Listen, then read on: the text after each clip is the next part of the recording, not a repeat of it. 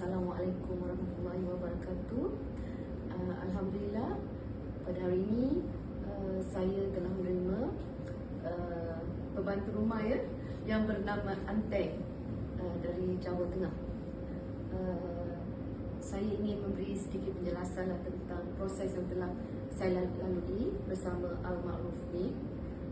Saya berpuas hati dari segi proses di mana saya berdapat proses yang kita lalui itu adalah telus, di mana kita ada proses memahami what to expect in the permohonan dan juga peraturan SOP-nya nanti selepas kita dapat MIK, dan juga kita diberi peluang untuk memilih biodata MIK yang kita rasa serasi dengan keperluan kita.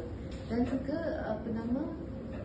satu benda yang saya rasa sangat bagus adalah di mana kita berpeluang untuk menduga MIK pilihan kita itu, di mana itu saya rasa kita boleh melihat cara dia bercakap, readiness dia, that is very good.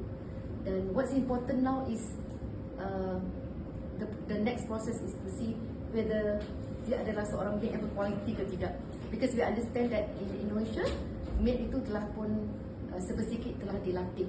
Jadi kita harap akan ada keserasian MIK dengan majikan dan juga majikan dengan MIK. Itu saja. Terima kasih.